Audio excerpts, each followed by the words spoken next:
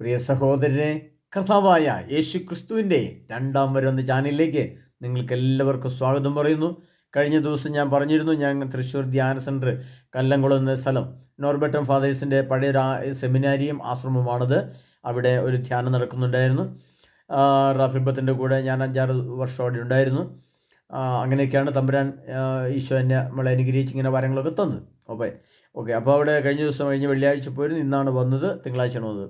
അപ്പോൾ അവിടെ ചെന്നപ്പോൾ ക്ലാസ്സിലെടുക്കാൻ പുതിയ ഡയറക്ടർ അച്ഛനായതുകൊണ്ട് അച്ഛൻ അടുത്ത പ്രാവശ്യം ക്ലാസ് എടുക്കാം, അടുത്ത ജനുവരി 10, 11, 12 തീയതികളിൽ അവിടെ ധ്യാനവും ശുശ്രൂഷകളും ഒക്കെയുണ്ട്. ധാരാളം ആൾക്കാർ അങ്ങോട്ട് വരണമെന്ന് ഞാൻ ആഗ്രഹിക്കണം. അടുത്ത പ്രാവശ്യം അവിടെ എൻ്റെ ക്ലാസ് ഉണ്ടാവും. അതൊക്കെ നിങ്ങൾക്ക് കേൾക്കാൻ സാധിക്കും. അതുപോലെ മറ്റ് രീതിയിലുള്ള ക്ലാസ്സുകളും കാര്യങ്ങളും അതും മറ്റ് സ്ഥലങ്ങളിൽ കൂടെ വരുന്നുണ്ട്. എല്ലാം കൊണ്ട് ഞാൻ പറയുന്നൊരു പ്രധാനപ്പെട്ട കാര്യം, പ്രിയ സഹോദരങ്ങളെ, നമ്മുടെ ഗൾഫ് മേഖലയിലെ യുദ്ധം അതിൻ്റെ വലിയ ശക്തമായ രീതിയിൽ പോകുന്നു. അത് ഓരോ ദിവസവും ഓരോ മാസം കഴിയുന്തോറും അത് അതിൻ്റെ മറ്റ് തലങ്ങളിലേക്ക് പോവുകയാണ്. ഏത് നിമിഷവും പെട്ടെന്നൊരു ആഗോള യുദ്ധത്തിലേക്ക് വന്നില്ലെങ്കിൽ പോലും മറ്റ് രാജ്യങ്ങളിലേക്ക് വരാൻ, ഇപ്പം ഗൾഫ് രാഷ്ട്രങ്ങളെ സംബന്ധിച്ചിടത്തോളം വന്നാൽ നമ്മുടെ കേരളത്തിലൊക്കെ വലിയ അസ്വസ്ഥതകൾ സാമ്പത്തിക മേഖലയിൽ സംഭവിക്കും. അതൊക്കെ നമുക്കറിയാവുന്ന കാര്യങ്ങളാണ്, ഞാൻ പറയേണ്ട ആവശ്യമില്ല. അപ്പോൾ നമ്മളിവിടെ ചിന്തിക്കേണ്ടത് സമയം തീർന്നു എന്നുള്ളതാണ്. ഞാൻ അവിടുത്തെ ഡയറ്റീഷ്യനായിട്ടൊക്കെ സംസാരിച്ചിട്ടുണ്ട് കാര്യങ്ങൾ, ഈശ്വരവരനെ കുറിച്ചൊക്കെ സംസാരിച്ചു. അപ്പോൾ അച്ഛനെല്ലാം ശ്രദ്ധിച്ച് കേട്ടു. അച്ഛൻ പറഞ്ഞു നമുക്ക് അതിനെപ്പറ്റി ആലോചിച്ച് വേണ്ട പോലെ ചെയ്യാമെന്നുള്ള വാക്യം പറഞ്ഞിട്ടുള്ളൂ. അപ്പോൾ നമുക്ക് മനസ്സിലാക്കാനുള്ള കാര്യം ഇതാണ്, നമുക്കിനി ഒരു സഭ മൊത്തമായിട്ട് കേരളസഭ അല്ലെങ്കിൽ ഭാരതസഭ നമ്മൾ നോക്കേണ്ട ആവശ്യമില്ല. കേരളസഭ ആഗോളസഭ നോക്കിയാലും സഭയ്ക്ക് മൊത്തമായിട്ട് ഒരുങ്ങാനുള്ള സമയം വളരെ കുറവാണ്. ഇനി ചുരുങ്ങിയ സമയമുള്ളൂ, വളരെ ചുരുങ്ങിയ സമയമേ നമ്മുടെ മുമ്പിലുള്ളൂ. കാരണം 2027 മുമ്പുള്ളൊരു കാലഘട്ടം മാത്രമേ ഇനി സഭയ്ക്ക് പെട്ടെന്ന് ജനങ്ങളെ വിളിച്ചു കൂട്ടിക്കൊണ്ട് ഇന്ന രീതിയിൽ ഒരുങ്ങണം, ഇതാണ് ഒരു സംഭവം, ഇങ്ങനെ ഈശോ വരാറായിട്ടുണ്ട് അറിയിപ്പ് കൊടുത്ത് ജനത്തെ ഒരുക്കിയെടുക്കാനുള്ള സമയം ചുരുങ്ങിയ സമയമുള്ളൂ. ആ ചുരുങ്ങിയ സമയത്തിനുള്ളിൽ നമുക്ക് എങ്ങനെ ഒരുങ്ങാൻ പറ്റുമോ, എങ്ങനെ വിശുദ്ധി പ്രാപിക്കാൻ പറ്റുമോ, എങ്ങനെ നമ്മുടെ പാപാവസ്ഥയും തിന്മാവസ്ഥയും, പാപം എന്ന് പറയുന്ന പാപത്തിൻ്റെ പ്രവൃത്തി രൂപമാണ് തിന്മ, ഞാൻ പലപ്പോഴും പറഞ്ഞിട്ടുണ്ട്. അത് പാപം നമ്മുടെ ഹൃദയത്തിലും മനസ്സിലും തോന്നുന്ന ധനത്തോടുള്ള ആസക്തിയെ, ഈ ലോകത്തിലെ ജഡമോഹത്തോടുള്ള ആസക്തിയെ, ഈ സിനിമയും സീരിയലും കണ്ടുകൊണ്ടൊക്കെ ഇങ്ങനെ കാണണം എന്നൊക്കെ വിചാരിച്ചുകൊണ്ട് ഇങ്ങനെ കുറേ ആയിട്ട് പോകുന്ന അവസ്ഥ, ഇതെല്ലാം നമ്മുടെ ആത്മാവിനെ അശുദ്ധമാകും. ആത്മാവ് പരിശുദ്ധാത്മാവാണ് വസിക്കേണ്ടത്. പരിശുദ്ധാത്മാവിന് ഇത്തരം ഈ ലോകത്തിലെ ജഡമോഹത്തിൻ്റെ ആസക്തികൾ അങ്ങോട്ട് ഇല്ലുമ്പോൾ ആത്മാവിനോട് ഇരിക്കാൻ പറ്റാതെ വരും. അപ്പോൾ അതാണ് ആ അശുദ്ധി, ആ അസ്വസ്ഥയാണ് ഹൃദയത്തിലുണ്ടാകുന്ന അശുദ്ധി എന്ന് പറയുന്നത്. അതാണ് പാപാവസ്ഥ. തിന്മ ചെയ്യണമെന്ന് ആഗ്രഹിക്കുന്നു, അല്ലെങ്കിൽ അത് കാണണം, ഇത് കാണണമെന്നും അത് നേടണമെന്നൊക്കെ ചിന്തിക്കുന്നതാണ് നമ്മുടെ ശരിക്കും പാപാവസ്ഥ. എന്നാൽ അതങ്ങനെ ചെയ്യാൻ വേണ്ടി പ്രവർത്തിക്കുകയും അത് ആ രീതിയിൽ പ്രവൃത്തിയിലേക്ക് വരുമ്പോൾ അത് പ്രവൃത്തിയുടെ രൂപമായി തിന്മയായിട്ട് മാറും. ഇപ്പോൾ ഒരാൾ ഒരു ബാങ്കിലൊരു മോഷണം നടത്തുമെന്ന് ഞാൻ മനസ്സിൽ വിചാരിച്ചാൽ എന്തായി, അത് പാപമായി. മോഷണം നടത്തി കഴിയുമ്പോൾ അത് തിന്മയായി മാറി. തിന്മയ്ക്ക്, പാപത്തിന് മോചന സാധ്യതയുണ്ട്, തിന്മയ്ക്ക് ശിക്ഷാവിധിയാണ്, മരണമാണുള്ളത്. അപ്പോൾ പാപം മോചിക്കപ്പെടാൻ എളുപ്പമുണ്ട്, എന്നാൽ തിന്മയ്ക്ക് മരണവും ശിക്ഷയുമാണ് ഉറപ്പുള്ളത്. അപ്പോൾ ഇത് നമ്മൾ ചെയ്യുന്ന എല്ലാ തിന്മകൾക്കും കർത്താവിൻ്റെ മുമ്പിൽ വിധി ദിവസമുണ്ട്. അതിന് വിധി ദിവസം അടുത്ത് വരികയാണ്. അത് പറയാൻ വേണ്ടിയിട്ടാണ് കൂടുതൽ നിങ്ങളെ പ്രോത്സാഹിപ്പിക്കുന്നത്. 2037 എന്ന 2033 എന്ന സംഖ്യയിലേക്ക് എത്താൻ ഇനി എത്ര കാലമുണ്ടോ അതാണ് വിധി ദിവസം നമ്മൾ കണക്ക് കൂട്ടിക്കൊണ്ട് മുന്നോട്ട് പോകണം. അതിനുള്ള പരിശോധനകൾ, വളരെ ശക്തമായ ധ്യാനങ്ങളും ക്ലാസ്സുകളും നമ്മുടെ കേരളത്തിൽ ഇപ്പോൾ സുലഭമാണ്. ആ കിട്ടുന്ന അവസരം ഉപയോഗിച്ച് എല്ലാ വീടുകളും, എൻ്റെ വ്യക്തിപരമായ അഭിപ്രായത്തെ പറയുകയാണെങ്കിൽ, ഒരു വീട്ടിൽ നിന്ന് എത്ര പേരുണ്ടോ അത്രയും പേര് നമ്മുടെ എവിടെയൊക്കെ ധ്യാനം കൂടാൻ പറ്റും. ഇപ്പോൾ നിങ്ങളെല്ലാവരും കലംകുളത്തേക്ക് വരണമെന്നൊന്നും ഞാൻ ആഹ്വാനം ചെയ്യുന്നില്ല. എവിടെയൊക്കെ പോയി നന്നായിട്ട് സംസാരിക്കാൻ പറ്റുമോ, എവിടെയൊക്കെ ധ്യാന സെൻറ്ററിൽ പോകാൻ പറ്റുമോ അവിടെയൊക്കെ എത്രയും പെട്ടെന്ന് പോയി കഴിയുന്നത്ര കുമ്പസാരിച്ച് പരിശുദ്ധ കുർബാന സ്വീകരിച്ച് യേശുവിൻ്റെ വരവിനായിട്ട് ഒരുങ്ങി കാത്തിരിക്കുന്ന അവസ്ഥയിലേക്ക് പോകണം. കാര്യങ്ങൾ കൈവിട്ടു പോകും, ലോകം ആഗോള യുദ്ധത്തിലേക്ക് പ്രവേശിക്കും. അതിനാൽ പ്രിയ സഹോദരങ്ങളെ, പിന്നെ കലംകുളത്ത് ധ്യാന സെൻറ്ററിലേക്ക് വരാൻ താല്പര്യമുള്ളവർ വരിക. എന്നെ വിളിച്ചറിയിക്കാൻ പറ്റുന്നവർക്ക് എന്നെ വിളിച്ച് അറിയിക്കാൻ പറ്റുന്നവർക്ക് അറിയിക്കാം, വരാം എന്ന് പറഞ്ഞുകൊണ്ട് അറിയിക്കാവുന്നതാണ്. അതിനെന്നെ വിളിച്ച് പറഞ്ഞാൽ മതി. എൻ്റെ ഫോൺ നമ്പർ ഇതിനകത്ത് കിടപ്പുണ്ട്. ചിലർ എൻ്റെ ഫോൺ നമ്പർ ഇതിനകത്ത് ഇടാമെന്ന് ചോദിച്ചിട്ടുണ്ട്. എൻ്റെ ഡിസ്ക്രിപ്ഷൻ ബോക്സിൽ നമ്പർ കിടപ്പുണ്ട്. അത് കണ്ടുപിടിച്ചിട്ട് താല്പര്യമുള്ളവർക്ക് വിളിക്കാവുന്നതാണ്. ജനുവരി 10, 11, 12 തീയതികളിൽ അവിടെ തൃശ്ശൂർ ധ്യാന സെൻറ്റർ, കല്ലംകുളം ധ്യാന സെൻറ്റർ, അതിൻ്റെ റൂട്ടുകളൊക്കെ കഴിഞ്ഞ ദിവസം പറഞ്ഞു തന്നിട്ടുണ്ട്. അതൊക്കെ നോക്കി മനസ്സിലാക്കിക്കൊണ്ട് താല്പര്യമുള്ളവരൊക്കെ വരിക. എത്രയും പെട്ടെന്ന് കൂടുതൽ വിശദീകരണ പ്രക്രിയയ്ക്ക് മനുഷ്യൻ മാറേണ്ട സമയമാണ്. ഇനിയും വലിയ തിന്മയുടെ മേഖലകൾ, വലിയ ദുരന്തങ്ങൾ, വലിയ വെള്ളപ്പൊക്കങ്ങൾ, ഇപ്പം ഉത്തര ധ്രുവത്തിൽ ഒരു വലിയ മഞ്ഞുമല ഇടിഞ്ഞു എന്ന് പറയുന്നുണ്ട്. അപ്പോൾ അതിന് യൂറോപ്പിൻ്റെ അത്ര വലിപ്പമുള്ളൊരു മലയാണ്ടിടിച്ച് സമുദ്രത്തിലേക്ക് വീണിരിക്കുന്നത്. അതിൻ്റെ വേലിയേറ്റങ്ങളൊക്കെ വന്നാൽ നമുക്ക് പെട്ടെന്ന് ദുരന്തങ്ങളും പെട്ടെന്ന് പ്രശ്നങ്ങളും ഉണ്ടാവും. എപ്പോഴും മരണം, ഇനി മരണയുഗമാണ്, മരണത്തിൻ്റെ കാലഘട്ടമാണ്. എങ്ങോട്ട് നോക്കിയാലും മരണം.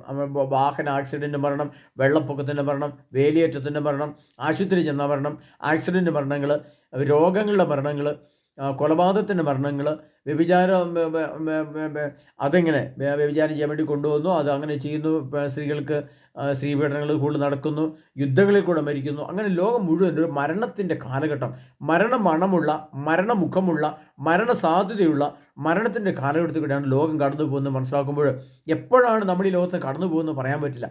അപ്പോൾ നമ്മൾ ഏത് അവസ്ഥയിലാണോ ഈ ലോകത്ത് മരിക്കുന്നത്, ഏത് തിന്മയുടെ അവസ്ഥയിലാണോ നമ്മൾ മരിക്കുന്നത്, ആ തിന്മയുടെ ആത്മാവ് കൊണ്ടാണ് നമ്മൾ ഈ ലോകത്ത് മരിച്ചു പോകുന്നത്. അപ്പോൾ നമ്മൾ ഉയർപ്പിക്കുമ്പോഴും ആ തിന്മയുടെ ആത്മാവാണ് പുറത്തേക്ക് വരുന്നത്. അതുകൊണ്ടാണ് മത്തായിയുടെ സുവിശേഷത്തിൽ പറയുന്നൊരു ഭാഗം, ശവം എവിടെ അവിടെ കഴുകന്മാർ വന്നുവിടും. അപ്പം കഴുകന്മാരുടെ പക്ഷി ഉള്ള രീതിയിൽ എന്ന് പറഞ്ഞാൽ ഈ ലോകത്തിലെ അമിതമായ ജഡഭോഗത്തോടും ആസക്തിയോടും ലൈംഗിക ആസക്തിയോടും മദ്യത്തോടും അതുപോലെ ഓരോ കാര്യങ്ങളോടും ആസക്തി തോന്നി ഇരുന്ന് മരിച്ചു പോയി കഴിഞ്ഞാൽ ആ ഏത് ആസക്തിയുടെ ആത്മാവുണ്ടോ ആ ആത്മാവാണ് നമ്മൾ മരിച്ചു പോകുമ്പോഴും ഉള്ളത്. ആ ആത്മാവ് നമ്മുടെ ആത്മാവിലുള്ളത്. അപ്പോൾ ആ ആത്മാവിന് കൂടിയാണ് നമ്മളെ ഉയർപ്പിക്കുമ്പോൾ പുറത്തേക്ക് വരിക. അപ്പോൾ ആ ആത്മാവ് അശുദ്ധിയുടെ ആത്മാവാണെങ്കിൽ നമുക്ക് എന്ത് രക്ഷയാണ് ഈ ലോകത്ത് നമ്മൾ ജീവിച്ചിരുന്നിട്ട് കുറേ കാലം ജീവിച്ചിട്ട്. പ്രിയ സഹോദരങ്ങളെ, നമ്മൾ ശരിക്കും ഇരുന്ന് ചിന്തിക്കേണ്ട സമയമാണ്. നമ്മൾ സീരിയലിൻ്റെ മുമ്പിലും സിനിമയുടെ മുമ്പിലും തിയേറ്ററുകളിലൊക്കെ പോകുമ്പോൾ നമ്മൾ ചിന്തിക്കണം, ക്രിസ്ത്യാനികൾക്കുള്ളതല്ല ഇതൊന്നൊക്കെ മനസ്സിലാക്കുക. അതുപോലെ എത്രയും പെട്ടെന്ന് പിന്തിരിയുക, അങ്ങനെ വിശുദ്ധിൻ്റെ പ്രക്രിയയിലേക്ക് വരിക. നമുക്കിനി നാളെ 2 കൊല്ലം കഴിഞ്ഞിട്ടൊരു ധ്യാനം കൂടാൻ ചിന്തിച്ചേക്കരുത് ആരും. അല്ലെങ്കിൽ അടുത്ത 2-3 മാസം കഴിഞ്ഞിട്ട് കുമ്പസാരിക്കാൻ ചിന്തിച്ചേക്കരുത് ആരും. കുമ്പസാരമൊക്കെ നിന്നു പോവുകയാണ്. സഭയ്ക്ക് വലിയ പ്രശ്നങ്ങളും കാര്യങ്ങളൊക്കെ ഇനിയും വരാൻ കിടക്കുന്നു. ധ്യാനങ്ങൾ പെട്ടെന്ന് നിന്നു പോകാം. ഗൾഫിലെ എണ്ണയുടെ വരവ് പെട്ടെന്ന് നിന്നു പോയാൽ നമ്മുടെ യാത്രകളൊക്കെ നിന്നു പോകാം. അങ്ങനെ ദുരന്തങ്ങളുടെ, പ്രശ്നങ്ങളുടെ, ഇനി വലിയ അണുബാധകൾ ഇനി വരാൻ പോകുന്നു. വലിയ കൊറോണ പോലുള്ള സംഭവങ്ങൾ ഇനി പൊട്ടിപ്പുറപ്പെടാൻ കിടക്കുന്നു. വാഹനഗതാഗതം പെട്ടെന്ന് നിന്നു പോകാനുള്ള സാധ്യത കൂടുതൽ കിടക്കുന്നു. അങ്ങനെയുള്ള ഒരു പശ്ചാത്തലത്തിൽ കൂടെ 2033 അടുക്കുവാൻ 8 വർഷം മാത്രം അവശേഷിക്കുന്ന ഈ കാലഘട്ടത്തിൽ കൂടെ കടന്നു പോകുമ്പോൾ നമ്മൾ നല്ല വണ്ണം ഒരു ചിന്ത വേണം.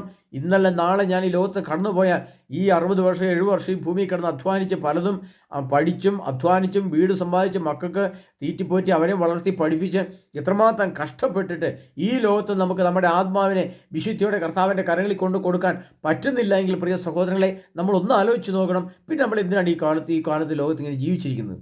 അതുകൊണ്ട് പ്രിയ സഹോദരങ്ങളെ, നമ്മൾ എവിടെ ജീവിച്ചിരുന്നാലും എവിടെ പോയാലും കർത്താവായി യേശു ക്രിസ്തുവിനെ തള്ളിക്കളഞ്ഞിട്ടൊരു ജീവിതം, യേശു ക്രിസ്തുവിനെ മാറ്റിവെച്ചിട്ടുള്ളൊരു ജീവിതം ചിന്തിക്കരുത്. ആ വഴിയിൽ കൂടെ പോകരുത് പ്രിയപ്പെട്ടവരെ. നമ്മുടെ നിത്യജീവൻ നഷ്ടമാകുമെന്ന് തോന്നുന്ന വഴി നമ്മൾ ഉപേക്ഷിക്കണം. അത് ജോലിയായാലും വിവാഹമായാലും ലോകത്തിലെ ജഡമോഹമായാലും ആസക്തികളായാലും നമ്മുടെ നിത്യജീവനെ നഷ്ടപ്പെടും. നിത്യജീവൻ ചോർന്നു പോകും. നിത്യജീവൻ ഇല്ലാത്തൊരു ഒരവസ്ഥയിലാണ് ഞാൻ പോകുന്നത് തോന്നിയാൽ അതെല്ലാം ഉപേക്ഷിച്ച് തിരിച്ച് നിങ്ങളുടെ വീട്ടിലേക്ക് വരുവാൻ പറ്റിയ സമയമാണ് ഇതൊന്ന് ഓർത്തുകൊള്ളണം. അത് മനസ്സിലാക്കിക്കൊണ്ട് തന്നെ പെട്ടെന്ന് ഫ്ലൈറ്റ് സർവീസിൽ നിന്ന് പോയേക്കാം, വലിയ യുദ്ധങ്ങളിലേക്ക് പൊട്ടിപ്പുറപ്പെട്ടേക്കാം.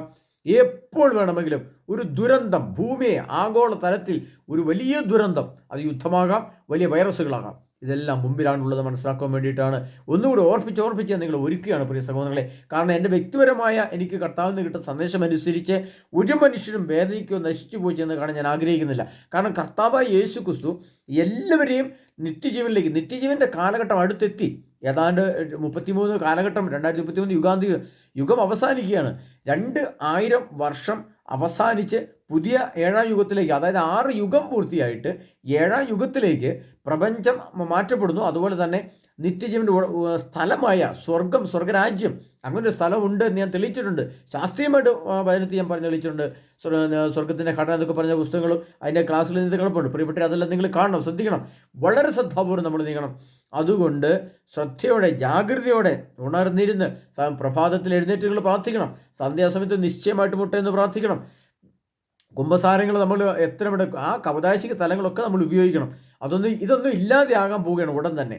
കൗദാശിക തലങ്ങളില്ല, കുർബാനകൾ നിന്നു പോകുന്നു, ദേവാലയങ്ങളില്ലാത്ത അവസ്ഥ വരുന്നു, സഭയ്ക്ക് വലിയ പ്രശ്നങ്ങൾ, പീഡനങ്ങൾ ഏൽക്കുന്നു, ഇങ്ങനെയൊക്കെ വരുന്ന സംഭവത്ത് ഇതെല്ലാം നഷ്ടപ്പെടുന്ന സമയത്ത് നമുക്കൊന്ന് ആഗ്രഹിച്ചാൽ രക്ഷപ്പെട്ടേക്കാൻ ചിന്തിക്കാൻ നിൽക്കരുത്. നാളെയെന്ന് ഓർത്ത് നിങ്ങൾ നാളെ ആയിക്കോട്ടെ ധ്യാനം കൂടെ, നാളെ കഴിഞ്ഞൊന്ന് കുമ്പസാരിക്കാം, അങ്ങനെ ചിന്തിക്കരുത് പ്രിയപ്പെട്ട. നാളെ അല്ലെങ്കിൽ ഇന്നാണെങ്കിൽ ഇന്നൊന്ന് ചിന്തിക്കണം, നാളെ ആണെങ്കിൽ നാളെ എന്ന് ചിന്തിച്ച് നിങ്ങൾ ധ്യാനമന്ദിരങ്ങളിലേക്ക് ഓടണം, ഏകദിനത്തിന് ഓടണം, കുമ്പസാരക്കൂട്ടിലേക്ക് ഓടണം. പരിശുദ്ധിക്ക് വേണ്ടി എന്തൊക്കെ ചെയ്യാൻ പറ്റുമോ, വിശുദ്ധിക്ക് വേണ്ടി എന്തൊക്കെ ചെയ്യാൻ പറ്റുമോ, നിത്യജീവന് വേണ്ടി എന്തൊക്കെ ചെയ്യാൻ പറ്റുമോ, അതിനെന്തെല്ലാം മാറ്റിവെക്കാൻ പറ്റുമോ അതെല്ലാം എടുത്തു ദൂരെ കളയേണ്ടത് എടുത്തു ദൂരെ കളയണം.